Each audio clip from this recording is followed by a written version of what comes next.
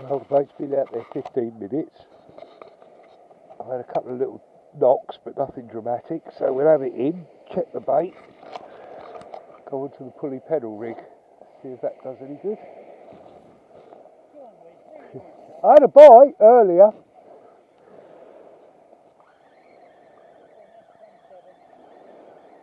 There's nothing on there.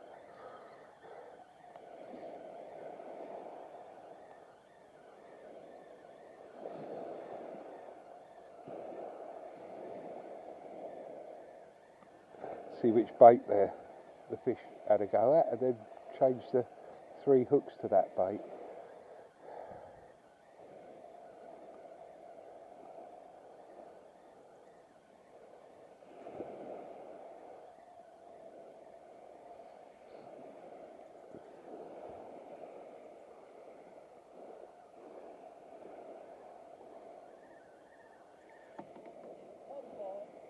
Sorry? It was a little bite, I'll tell you, it wasn't much. Not really any clue as to what he had a go at either. They're all pretty much as they went out, so we'll swap over to the pulley. As you can see, it's quite a neat little bait.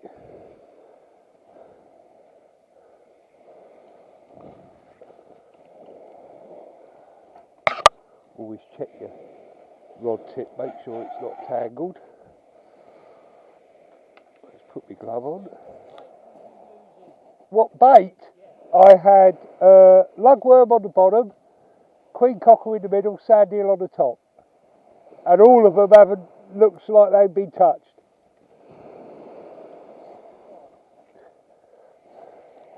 Don't tell everybody, John, they'll all want one.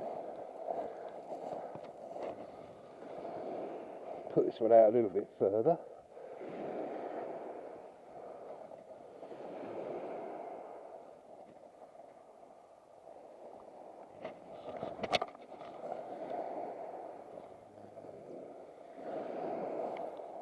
It's out about 100 metres, that one. Very easy casting and fishing with the fixed spool. Tide's taking up the slack.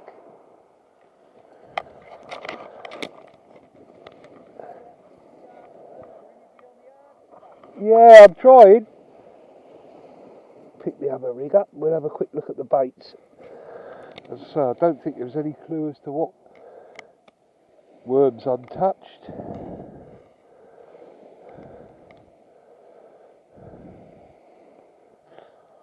Queen cockle's untouched. And the rag, well, that might have had a little go at that. It pulled down the hook a bit, but nothing dramatic. So we'll put a fresh bit of sand eel on.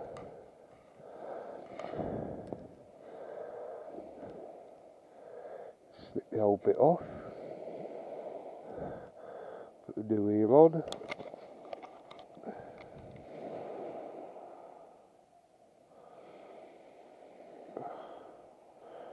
You can see why you need elasticated cotton, because when the eels are being frozen, they're not the best of baits for holding on.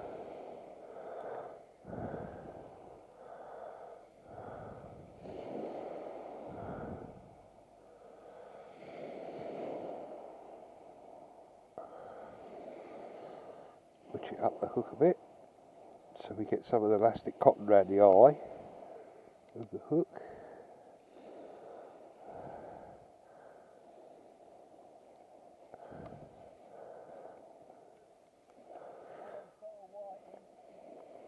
Column? Oh, good. The other baits are basically untouched, so they can go back out.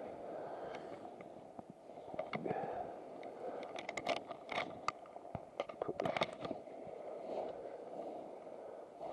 rig up there ready for next time. Just clip up everything.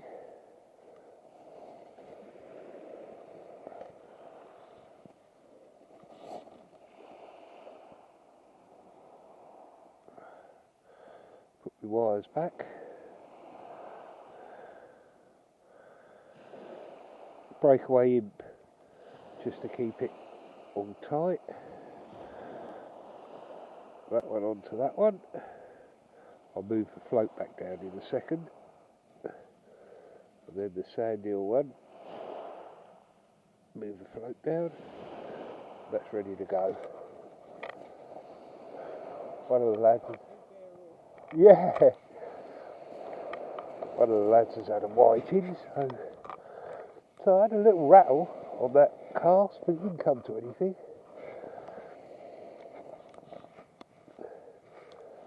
See if the single hook pulley does any better. Give it 10 minutes.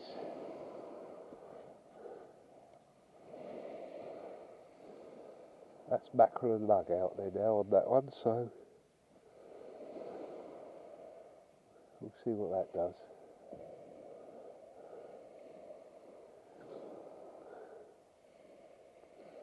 So it's a good venue if you've got children you can bring along, because during the summer, yes, it gets a little bit busy, but it's not deep. It's quite safe for them to paddle and splash about in. It's got everything really for a family to come down and have a couple of hours fishing. There's a fish and chip shop just up the road. There's a couple of bars. On the avenue down to the venue at Littlestone, there's a couple of shops where you can stop and get crisps and snacks and things. So yeah, it's got everything you could want really. As I say, the fishing's never outstanding, but it's all right.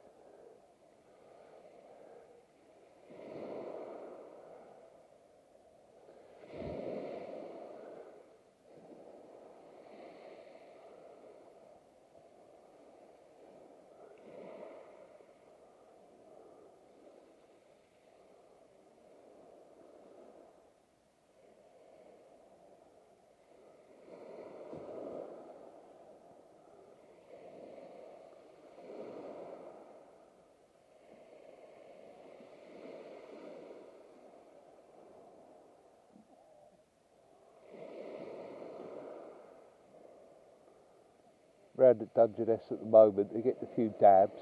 It's that time of year now where the dabs should be quite reliable. They're not in any great number.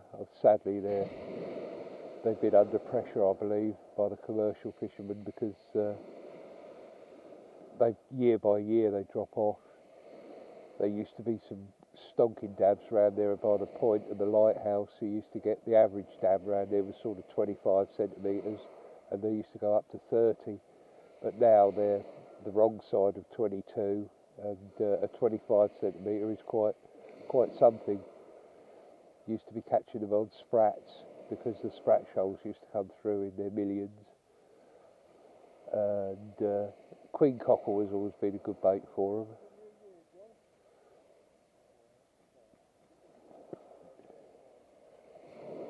But the power station, even now it's decommissioned, obviously is still taking in water to cool the reactor, and they've got two band screens, they're called, and basically what they are is they're filters where the seawater goes in around the machinery and back out again. And those band screens at this time of the year used to get absolutely chock-a-block solid with sprats. They used to have to go in there and clear them out, because there was thousands upon thousands of them coming through into the band screens. But anybody who's been round to the Dungeness and looked beyond the power station towards Galloway's, you'll see what they call the boil, and that's where the actual water intake is, and the water absolutely boils all the time where it comes in and goes out. And of course, as the water goes back out, it's minced up all that sprats and that were in the band screen, and there's usually thousands of gulls working over the water, and it's like free ground baiting 365 days of the year. It used to be an absolute hotspot. Bass, cod, all the fish you used to catch were all round the boil, but again, sadly, not anymore. Still plenty of gulls and plenty of activity and seals and stuff, so if you're wanting to go down and have a look, take a pair of binoculars. You'd be surprised what you see working over the slick of basically minced up fish that comes through. Right, I'll switch you off. See what happens in a bit.